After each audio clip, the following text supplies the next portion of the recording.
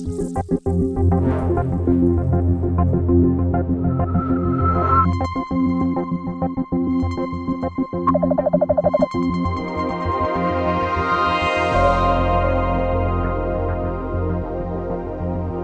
be looking at magnetic fields and the magnetic field signatures of giant impact basins and how that tells us about when, how, certainly when and how the Martian dynamo died. Then I'll be looking at some sort of modeling results to see if we can ask why the Martian dynamo died. So, brief outline. First, I'll talk about measuring magnetic fields using reflected electrons, a technique known as electron reflectometry, which is what I did my PhD on. And then I'll talk about how we can use impact basins as magnetic markers in time to tell what the magnetic field was like in time. Then I'll talk about how we can use that to see when the Martian dynamo died. We can ask the question, could it have been killed, or at least could the end of it have been hastened by the large cataclysmic impacts which occurred on early Mars? And then why this is important for the climate history of Mars. And I'll briefly plug the MAVEN 2013 Mars Scout mission, which we are developing at UC Berkeley, and how that will fit in. I guess I can do this, sorry. All right, so first of all, I'll go way back to 1997, Mars Global Surveyor.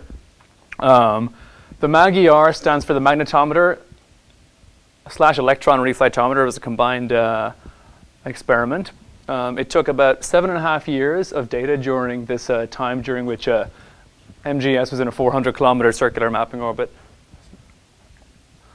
at Mars. And the purpose of the MAG-ER was one, to determine if Mars is a global dynamo-driven magnetic field, 2, to investigate the solar-wind interaction with Mars, and 3, to measure any crustal remnant magnetism which might have been there. So those were the goals of it. And from the very earliest orbits, we could tell that Mars had no global dynamo-driven magnetic field, but as shown in this plot here, where the magnetic field vectors are plotted emanating from the spacecraft position. This is during one of the very earliest orbits. I think it's orbit number 6. And as you can see, this is not a global magnetic field. This is an extremely localized magnetic field in the crust. And so it was determined Mars had intense crustal remnant magnetism, and at least at orbital altitudes, about 10 times stronger than the strongest and similar fields at the Earth. So this was definitely something of an enigma. So, talk about the data set upon which I did my PhD. The electron reflectometer part of it, this is a plasma instrument which was built jointly by Berkeley and by the people at CESR in France, Toulouse. It measures the electron population's distribution in energy and in pitch angle. Now, pitch angle is defined as the angle between the local magnetic field, shown here in red, and the electron velocity. So alpha is the pitch angle, and this is a typical data product. It's pitch angle distribution. Pitch angle is along the x-axis from 0 to 90. A 0-degree pitch angle means the electron is going right along the magnetic field. A 90-degree pitch angle means it's just gyrating stationarily around the field, and 180 means it's going in the opposite direction to the magnetic field. So that's a bit of background. Now, a brief overview of the sort of the physics of electron reflectometry. If you consider electrons moving along magnetic fields on the Martian night side here, as I'm shown in this diagram, that's the surface. That's the exobase, which is the altitude at which the scale height of the atmosphere is equal to the average collision length, or the distance between collisions, and this is the altitude of the Mars Global Surveyor orbit. So, as long as the local magnetic fields vary on length scales much longer than the electron gyro radius, and on time scales much longer than the electron gyro period, the magnetic moment mu is conserved. In this equation here, m is the mass of the electron, v is its velocity, alpha is pitch angle, as I said, and b is the magnetic field. So if these electrons move into an area of increased magnetic field, which they will if they're going along magnetic field lines towards, let's say, a crustal source of magnetism, b will increase. But as b increases, to conserve mu, then sine squared alpha must also increase, because the velocity doesn't increase because the forces are conservative. And so,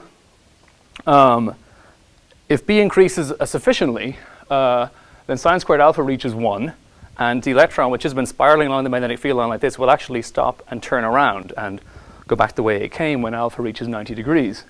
The magnetic field at which this occurs is known as the mirror field BM, and it can be expressed in terms of the pitch angle and the magnetic field at any other point in the electron's path or trajectory. And so, let me just, yeah, that's just showing the reflected electrons. And so electrons that start, at least, let's say up at the orbit of MGS, with pitch angles further from 90 degrees, they have to reach a higher magnetic field before they will reflect, and that's shown in this here. We have altitude along the x-axis, unfortunately, sorry about that, and here is a typical magnetic field profile near a crustal magnetic field on Mars, with the magnetic field increasing as the altitude decreases towards the surface. As we can see, the electrons that start with pitch angles and further from 90 degrees will go deeper in the atmosphere before reflecting with a pitch angle of say it starts at pitch angle alpha, it comes back with pitch angle 180 minus alpha. And so it's symmetric like this. And, so the pitch angle, the electrons which begin with the pitch angles furthest from 90 degrees will go deeper into the atmosphere before they will magnetically reflect. And so the result of that, as I said, the incident electrons at pitch angles further from 90 degrees go deeper in the atmosphere before they'll reflect. Therefore, there's a higher chance of absorption. So if we measure the pitch angle distribution of electrons on a field line like this, as the electrons will go up and down, as I said, the pitch angles further from 90 have a higher chance of absorption, and so their flux, which comes back reflected, is lower because they will have been absorbed by the atmosphere. And so the shape of this pitch angle dependent attenuation, which is called a loss cone, the shape of the loss cone contains information about both the magnetic field, which caused the magnetic reflection, and also the atmosphere, which caused the absorption. Now, I'm not going to talk about looking at the atmosphere, but this is basically the further to the right the loss cone forms, the stronger the magnetic field was. And this is electron reflectometry. And it is useful because it's actually more sensitive when the crustal magnetic fields are weaker. And it's also useful because it's only sensitive to gradients in magnetic field, not the total field. So it has an advantage over using a simple magnetometer to measure magnetic fields in that, A, as I said, it only responds to the gradient in the field, and B, it's basically a remote measurement because you're measuring the magnetic field at the altitudes of absorption as opposed to the altitude that the spacecraft is at. So, skipping many details, this can give you a map of the crustal magnetic field at 185 kilometers altitude. And this was again what I did for my thesis, it has a spatial resolution of about 200 kilometers. This is the crustal-only magnetic field, and it is the crustal field magnitude because we have no vector information, so it's only a scalar map. The black areas are regions where the magnetic topology is such that these loss cones never form, the magnetic field lines are closed, and so the solar wind electrons can't actually access the atmosphere there. So in the areas where the fields are strongest, we actually don't have any data, but fortunately where the fields are weak, this is actually very sensitive, and we can see very weak fields. This here is a log scale. The global threshold for the detection of crustal magnetic fields in this map is about 4 nanotesla, meaning anything weaker than that is not necessarily consistent if we take 2 equal halves of the data set and compare them side by side. So that's why I set the bottom at 4. There are areas where it's certainly lower, but that's the global threshold. So that's sort of what I just said, I guess. 2.3 million measurements over 7 years, 200 kilometer resolution. So anyway, so this is a useful map for doing geophysical interpretation because it is a proxy, at least, for the magnetization of the rocks in the crust. There is a highly non-unique relationship between magnetic field and magnetization, but at least this gives you a rough sort of starting point. Anyway, so now that's the data set. So now how are we going to use it? We're going to use it to look at the history of impact cratering and the Martian dynamo. That was just a pretty picture I found on the web. So the first thing is these giant impacts, and there is some recent work by Herb Fry, who's been working on this topic for quite a while, if anyone knows the Mars field. And using crustal thickness and also topography data, he's identified many old buried basins which certainly weren't visible in photographs before. And he published a paper in 2008 where he lists them all where they are, and he also gives relative ages for them, because he's able to give them relative ages. N300 is that the number of basins 300 kilometers or larger which are superimposed on any given area per million square kilometers. And so this is an example of some of these larger basins with the smaller basins superimposed. And so given the assumption that there is a reasonably constant impactor flux, this can certainly give you relative ages between basins. The more heavily cratered, the older. And what's interesting when you look at the distribution of the crater retention ages is that they seem to show a peak around between 2.5 and 4.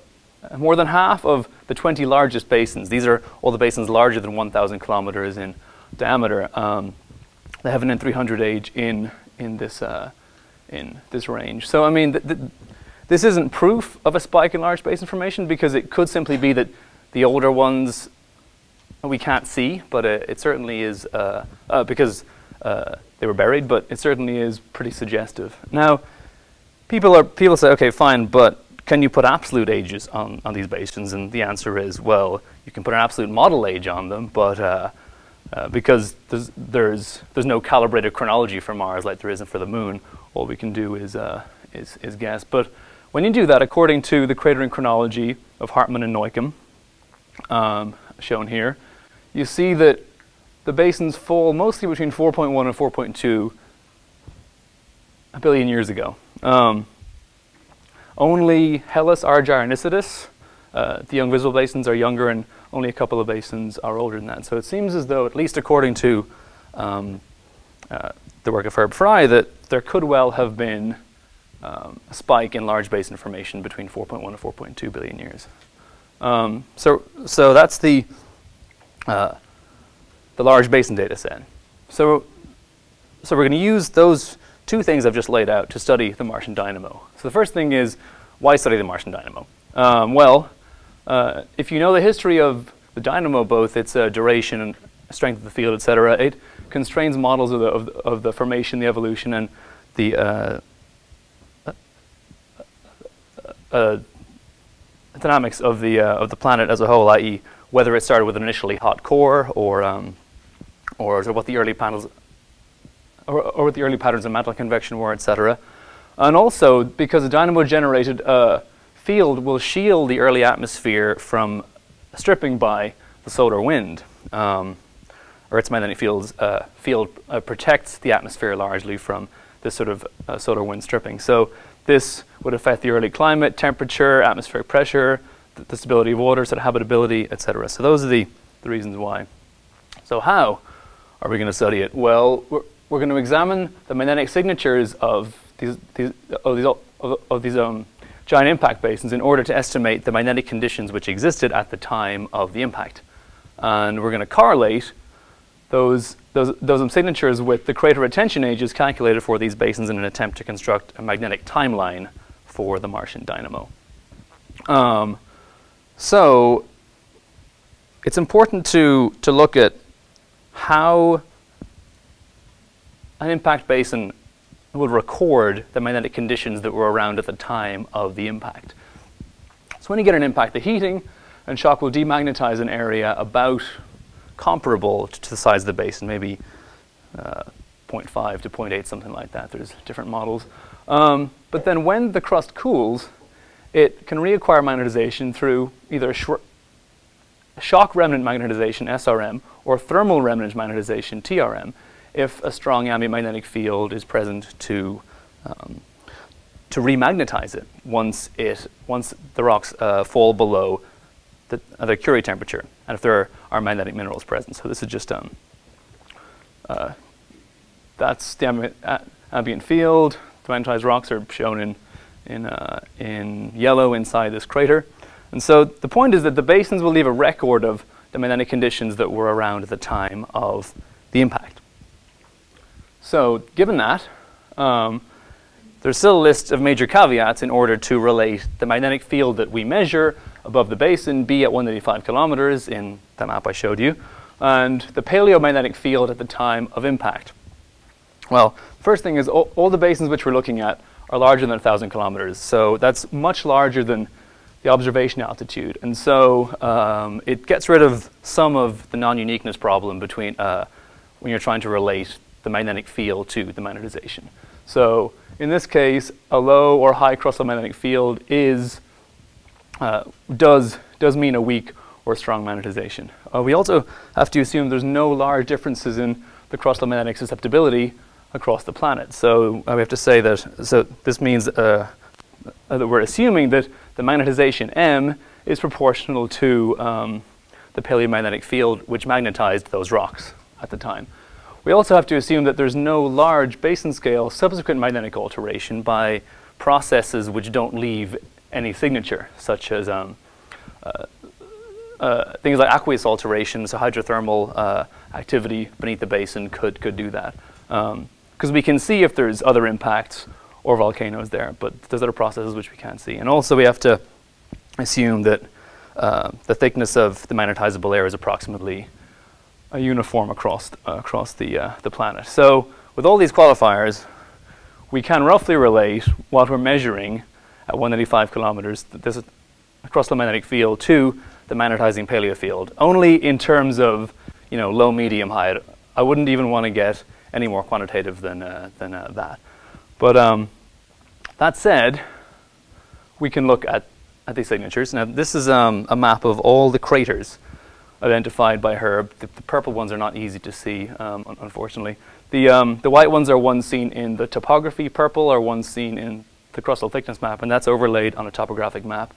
We then flip to the electron reflection map of the crustal magnetic fields. There's clearly a lot of information here, and I certainly haven't even looked at the signatures of all these basins yet. But we're just going to look at the largest basins, and it's clear to the naked eye that some of them, things like Hellas, Isidus, Argyre, Utopia, seem to be less magnetized than, say, some of the other basins like Amazonas, Ares, Dedalia, etc. That's Acidalia. This is just a view of the same thing from the North Pole. Again, that's the Utopia basin, the Argyre basin, Hellas basin. This is the so-called North Polar basin too. This is with all the other basins taken out. So these are the 20 basins which we're going to look at, all greater than 1,000 kilometers in diameter. And now we can compare with their inferred crater retention ages. And when we do that, as shown on the upper right here, this is a plot of the crater retention age on the x-axis versus the crustal magnetic field, the 90th percentile of the distribution inside half a basin radius. So we're trying to look closer to the center of the basin where the effects of the impact would have been greatest. And when we do that, we see there's quite a clear separation between a dynamo epoch, these are older, and a post-dynamo epoch, these are all younger. So all the young basins seem to be at least an order of magnitude less magnetized, or at least the magnetic field's an order of magnitude smaller over them. And so there's quite a clear separation between the old magnetized basins and the young demagnetized ones. And not only that, but the eight magnetized basins and two demagnetized basins occur in a pretty narrow age range between, again, this is only a model age, but 4.11 and 4.16 billion years ago, and all within their eras. So this says that if the dynamo ceased only once, then it must have happened pretty quickly for these basins to have such weak signatures and these ones to have stronger ones, much stronger ones. Now, can we get more quantitative than that. Well, I tried. And what you can do is you can calculate the Poisson distributions for the ages of each basin, because you know how many superimposed craters there are on each basin. And so basins such as Utopia, which are very large, will have a narrow Poisson distribution because the statistics are better. Ones like the Serena Basin, shown here as this low one, are smaller, and so the statistics are worse, and so they have a wider Poisson distribution. So what you can do is, for a given a shut-off time for the dynamo and an interval over which it died, as shown by these two lines here, meaning the position and the distance between these two lines would be the interval over which the magnetic field died. You can sum the probabilities of all the demagnetized basins forming before, meaning the areas under all these curves, under all the blue curves to the left of this line, and also the probabilities of the magnetized basins forming before the demagnetized basins forming after the interval. And so this gives an overall relative probability for that time and interval over which the dynamo died. This is in our model. So when you do that, you can map out a probability distribution for the times and intervals over which and at which the cross-layer magnetization went from strong to weak, or the dynamo died. And you can get a most likely shut-off time in terms of N300 crater retention age of about 2.6, or 4.125 billion years ago in absolute model age. Again, don't pay attention to all these sig figs, because there could easily be a systematic errors of up to 300 million years in the absolute ages. But the relative ages should be pretty good. You can take a slice of this probability, I guess along here, and look at the likely times over which the dynamo died and assign probabilities, again within the confines of this model, probabilities for different death intervals. And so you can say there's a 96% chance that it took less than 20 million years, 67% chance it took less than 10, etc. So it at least in this framework which we've chosen to look at it, it seems as though the dynamo shut off rather quickly. So from that, so we know it was pretty rapid. So let's actually look at some of the reasons why the dynamo might have shut off so quickly. So first of all, what is a planetary dynamo? This is just basic definition from Wikipedia, actually. The process through which a rotating, convecting, and electrically conducting fluid acts to maintain a magnetic field, which is true. In the Earth, the magnetic field is induced and constantly maintained by the convection of liquid iron in the outer core. So there has to be some sort of heat source to keep that convection going. You also need rotation, and rotation in the outer core is supplied by the Coriolis effect caused by the rotation of the planet. That's true for all dynamos, both astrophysical and planetary. In the case of the Earth, the latent heat from the inner core solidification drives the convection. That's the source of heat, the energy source for the Earth's dynamo. Mars is thought to perhaps have an entirely liquid core, or certainly a very small inner core, and so it's not entirely clear what would have powered the early Martian dynamo. It could have just been that after the differentiation of the planet, the core was a lot hotter than the mantle, and as it cooled, the heat flux from the core into the mantle was sufficient to keep the dynamo going. This is just a diagram of the convective motions in the mantle, the magnetic field lines the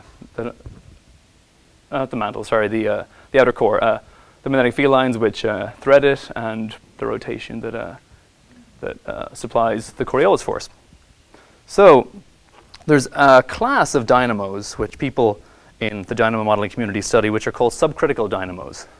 And they are defined by a situation where the energy required to maintain a dynamo is significantly lower than that required to excite it in the first place.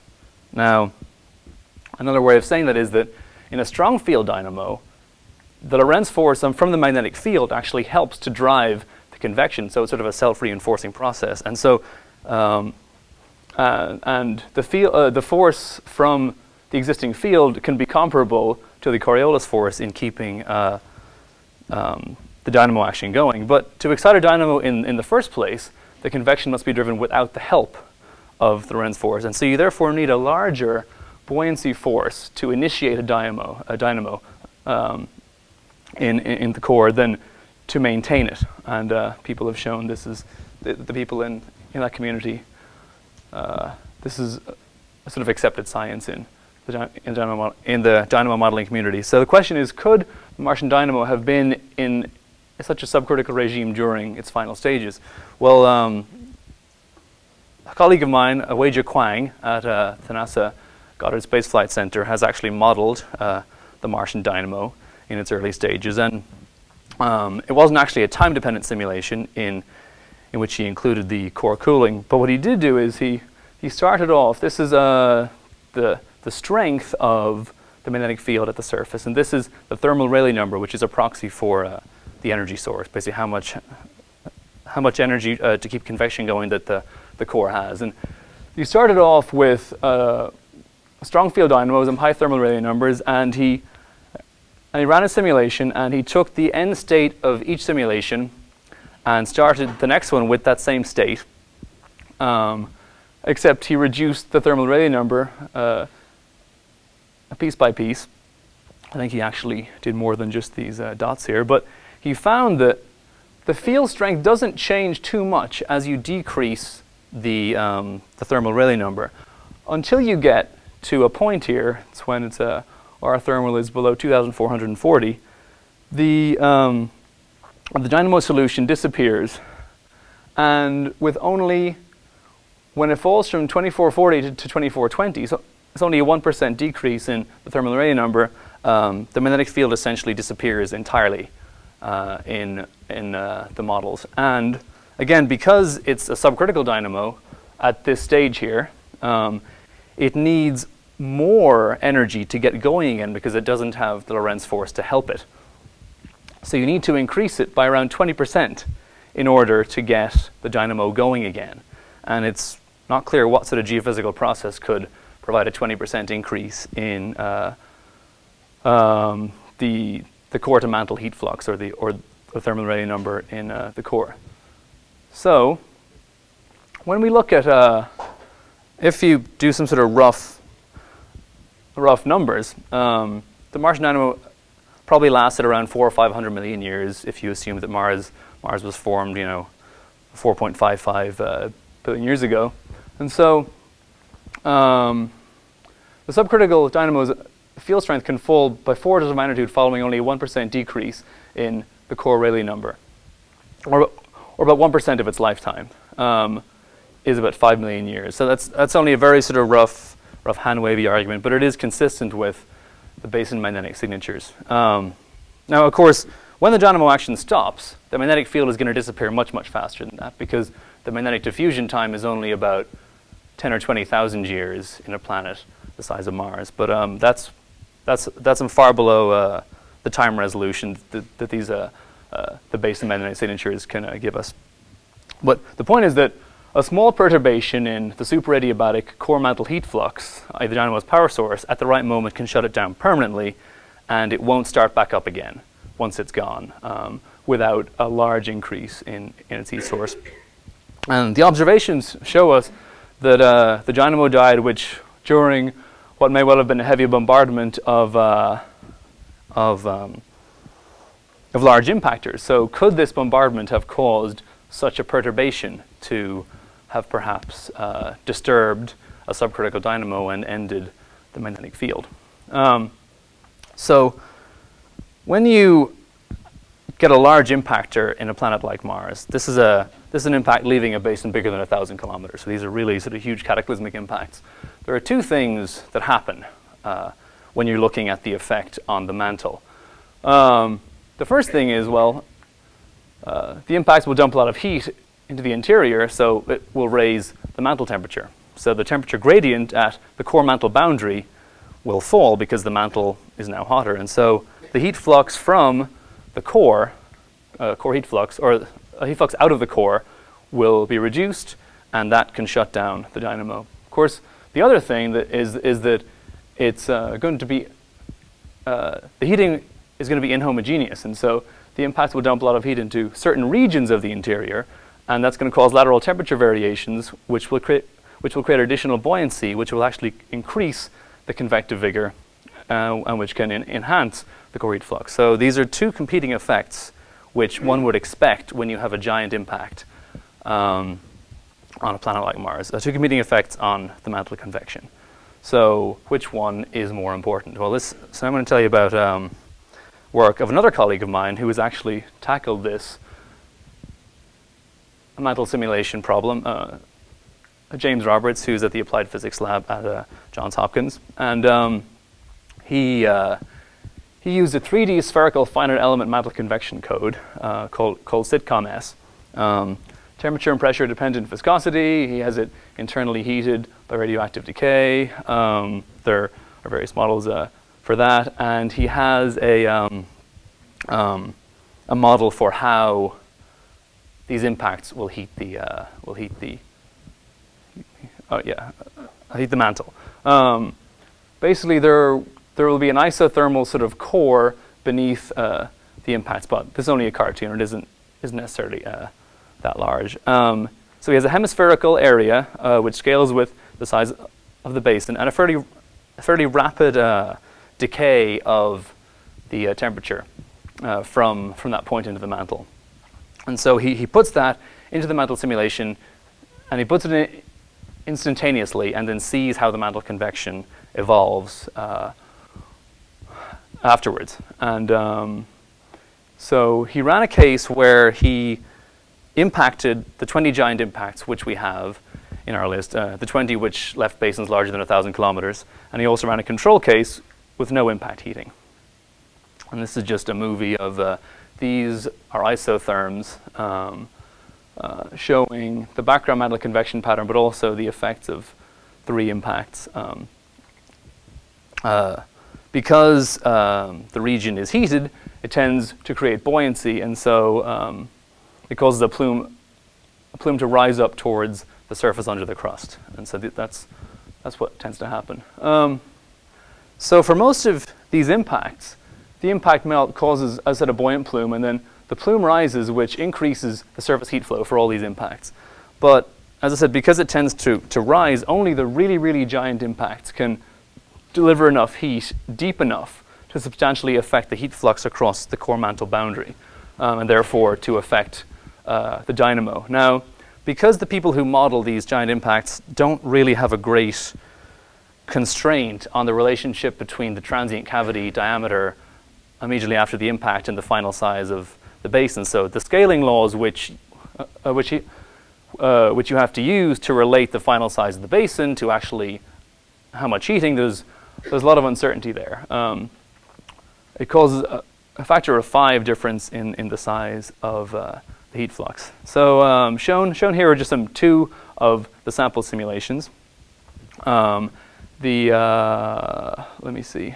So I guess you should probably compare the black and the red lines here, or the black and the red lines there. The black case has no impact heating.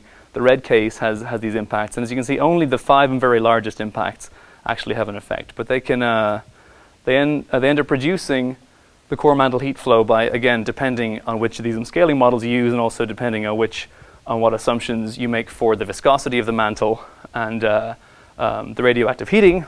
Also, too, you can decrease the core mantle heat flow by between 2 and 40%. And we know that the dynamo died either before or very shortly after the last giant impact, which was the Utopia basin impact. And so this sort of it's a plausibility argument. It seems as though the Utopia impact might have been able to deliver a sufficient amount of heat to the core mantle boundary to explain the end of the dynamo, or maybe the impact before it did. It's not clear. It certainly weren't the ones earlier than that, but the core may well have been cooling all this time, and so those either that last impact or those 2 final impacts might have been the so-called the straw that brought the camel's back and finally brought the core mantle heat flux below the critical level you need to maintain a dynamo. So this is just a 30-second summary of everything I just said. There was an apparent spike in the impacts around 4 billion years ago. Giant impacts tend to remove crustal magnetization. The crust is only remagnetized if a dynamo magnetic field is present. The magnetic signatures of old basins suggest that the Martian dynamo lasted about 400 million years, then died fairly quickly, less than 10 million years ago, towards the end of the spike in this giant impacts. This sort of rapid death of the dynamo, or at least rapid decrease from strong to extremely weak, is consistent with recent and subcritical dynamo simulations. As little as 1% drop in the core mantle heat flux can kill the dynamo. The mantle convection simulations show that the giant impacts can deliver 2% to 40% variations in the core mantle heat flow. So it may well have been that the dynamo death may have hastened by maybe up to a few 100 million years the death of the dynamo. I mean, it seems as though a planet as small as Mars would have been cooling the whole time anyway, and probably at some point the core mantle heat flux would have decreased below the critical level, but these giant impacts might have hastened it a bit. So how is this important? Well, observational evidence from both the CRISM and Omega and TESS and Themis and a whole bunch of spectrometers that have been to Mars show that the transition from the early wet period, termed the Phalosian era, to drier, more acidic conditions known as the Thakian era, at least started before the Isidis impact at around 3.9 billion years ago. So it seems as though a major shift in Martian climate occurred a few 100 million years after the dynamo died. It's not clear whether, I guess even that number is kind of uncertain. It could have been 50, it could have been 200, it could have been 300, but it seems likely that a Martian climate shift happened after the dynamo died. We know that atmospheric escape is inhibited by a global magnetic field. So the question is a few 100 million years, is that long enough to remove enough atmosphere to cool the surface temperatures enough and preclude unstable surface water? And that's, to understand that, we need to understand far better the processes by which the solar wind can remove the atmosphere. There's at least 6 or 7 different sort of space physics processes that can remove atmosphere. And the 2013 MAVEN Mars Scout mission, part of which we're building at Berkeley, should provide some of these answers as to whether the atmosphere disappeared back into the crust or whether it mostly disappeared into space because the planet was no longer protected by a magnetic field anymore. So if true, this scenario would not leave much of a window of habitability after the likely planet sterilizing, huge impacts, but before the climate became permanently cold and dry. So yeah, I guess that's a piece of the puzzle for those people who study early Mars. And this is I'm just going to show you a quick movie about MAVEN, because it's important to plug these missions because your funding can be cut at any time, and the more people who know about it and who approve, the less chance there is of that happening. So I'm going to advertise with just this slide and a movie which I'll show you in a second. So primary mission is to characterize the process of atmospheric loss and help determine the fate of Mars's ancient atmosphere. And the way that we would do that is we would, once we understand how the atmospheric loss processes work, the idea is to try to extrapolate backwards in time using observations from other stars to infer what the early sun could have been like in terms of its overall output, its EUV output, the strength of the solar wind, the frequency of coronal mass ejections and solar energetic particle events, and plug that into our models and see how much atmosphere gets lost over the history of Mars, and to see whether that's actually where the atmosphere went or whether it is somewhere else. And it'll also improve the crustal magnetic field map too, but that's a different issue. So let me just show you the movie and then I'll be finished. Hold on.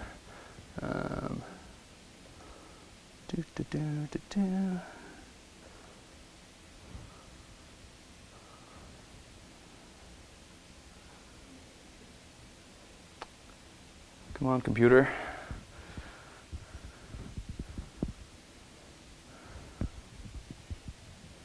any second now.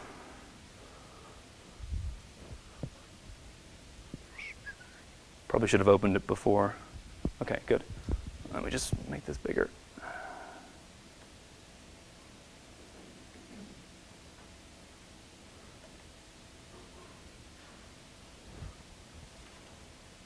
All right, there's no music, so I'm going to narrate.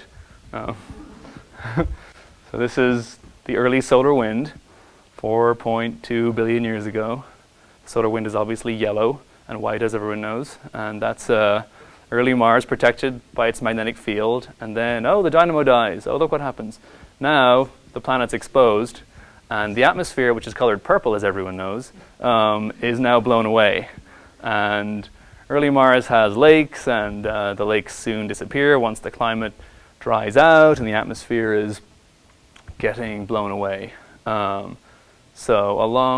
this is, I suppose, a smaller scale look at ions and neutral particles being lost. Ions are also blue. I guess those are neutral since they're going in straight lines, not curved lines. And so along comes MAVEN to the rescue to solve the mystery of the ancient atmosphere of Mars. So let's see. What happens now? Oh yeah, that's our logo, MAVEN. Stands for Mars Atmosphere and Volatile Evolution. That's the N. So, and this is a close-up of us. We've got a very low periapsis, only 120 kilometers. So we're going to dip deep into the ionosphere, into the atmosphere, and measure all the electrodynamic processes and the loss processes and the composition and all the information. So 2 magnetometers, and on the end of each solar panel, that's a Langmuir probe and a waves instrument on the left, the solar wind electron analyzer on the bottom. Also have a solar energetic particle instrument, which is the one that I'm personally going to be working on here. Superthermal and thermal ion composition, and a solar wind ion analyzer. Imaging ultraviolet spectrometer, which will be able to take pictures of things like Martian auroras, and we'll be able to get density profiles of various particles. Also, neutral gas ion mass spectrometer to measure the composition of the upper atmosphere, which hasn't been done since the Viking landers, so there's a huge uncertainty in what the Mars atmosphere is actually made of. These are just graphs that scientists make. Kind of hard to sell to the public. And I'm not sure if this is entirely true. I don't think the answers are going to be definitive, as in with most of these missions we'll probably get more questions than answers after this is done, but this is how you sell your mission to the powers that be in NASA, and that's the team. This thing is dying. And so, yeah, that's the MAVEN mission. So thanks for your time, everyone. Cheers.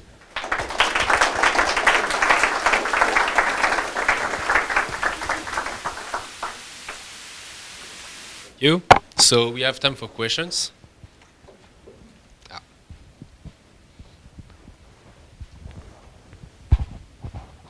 Sorry if this is kind of a rude question, but your whole story has a bunch of kind of competing things: demagnetization, remagnetization, and the simulations and the models are all very difficult. Plasma physics things with long-range forces and instabilities and all that kind of stuff. How much do you really believe this basic picture? Do you mean the basic picture of how Mars lost its atmosphere, or the story I told? The story you told. Oh, I think it's the story that fits the facts the best. It doesn't mean that it's right. It just seemed something of a coincidence that you had this rapid decrease in post-impact crustal magnetization after the largest of these giant impacts, towards the end of what's called the late heavy bombardment. And it just seemed like, sort of a coincidence that would happen. And so the fact that the people who model planetary dynamos, particularly, I think that's the only group that models the Mars dynamo, as far as I'm sure. So that doesn't mean that their model is correct. And I think the fact that the dynamo modeling and the mantle convection modeling and the observations of the large craters and the observations of the magnetization all kind of agree, at least, says to me that it's at least plausible. It doesn't mean that it's right. As you say, there are a lot of assumptions in that. So it's really, this whole story is a plausibility argument. And I've yet to, I don't think there is a different story, or at least a very different story out there that is more consistent with both facts and simulations. So. Very interesting talk. I really enjoyed that. A couple of questions. Any idea on what the field strength was when the dynamo was active, and therefore how effective it would be at shielding the atmosphere?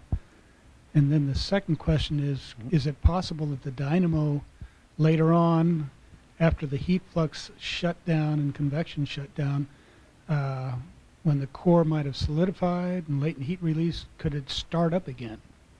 The answer to the first question is there are far too many variables involved for us to actually be able to tell what the dynamo field strength was. I think the best constraints come from the magnetic studies of the Martian meteorites, which say that the Martian field strength was between 0.1 and 1 times what the current Earth surface field strength is, at least at the surface of Mars. The stuff that I'm doing here, as I mentioned in that slide where I had all my caveats, saying anything terribly quantitative is not something that I want to do there. I mean, other than it was gone and it was there, that's about as quantitative as I would get. But the work of Ben Weiss, I think, he's definitely done the best magnetic work on the Martian meteorites, and so his work.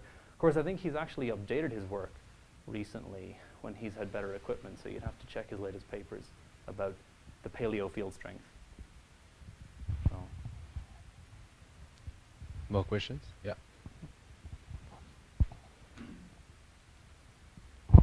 So can we make any inferences about the temperature profile of the planet in terms of what it was like and what it is today, and particularly for the implications of liquid water and life? Do you mean the profile all the way down to the core, or do you mean the temperature at the surface? Down to at least to below where the crust. Oh well, I mean there aren't, as you know, there aren't any heat flow measurements from. Right, but I'm not. Can you not make inferences based on when the dynamo was working, therefore it was liquid, Yeah. and then given what you expect heat flow to be, okay, if it's solidifying, can we work out what the heat flux is and therefore what the temperature profile must be? Can we make any of those inferences or not? I'd imagine that you probably can. That's not something that I know terribly much about, but I know that if you make assumptions about what the mantle composition was in the various phase transitions in the mantle, and based on the current surface temperature and the duration of a dynamo, you could probably put together an internal model that would give you that sort of inference, but I'm not the person to answer that, sorry.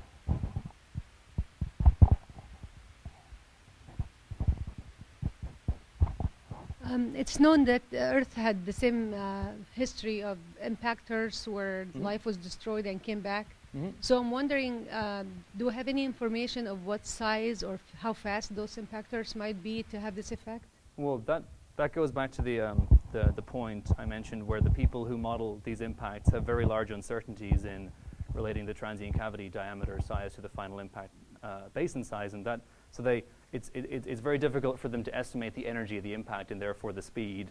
You could probably tell what the speeds were just from where Mars's orbit is. That would give you approximate numbers and for the speeds, but in terms of the sizes of the impacts, there's a lot of uncertainty. I mean, again, I'm not someone who does this modeling, but I'd imagine that a 1,000-kilometer wide basin would cause, you know, complete devastation across a planet, and you'd probably have a blast wave that would burn anything on the surface across most of the planet. But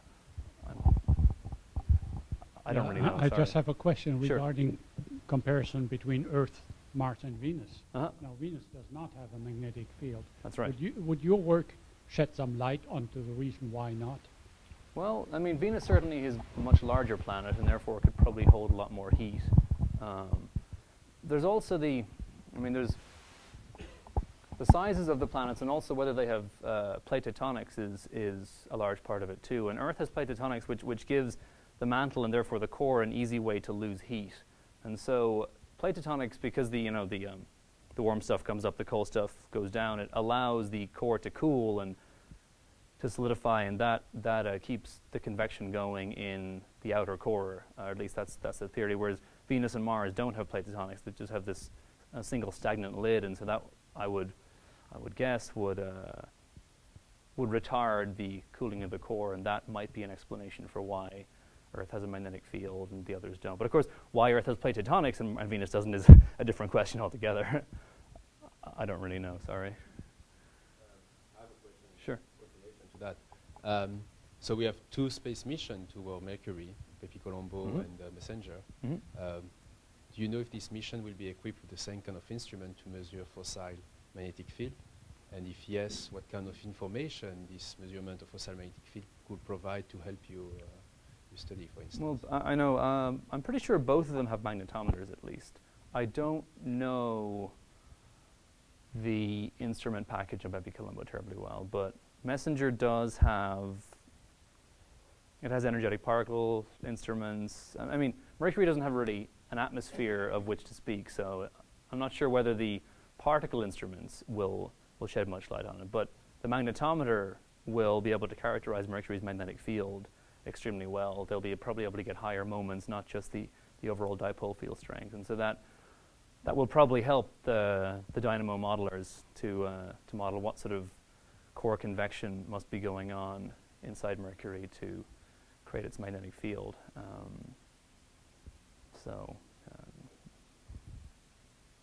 Yeah, I guess the answer is yes, it should help.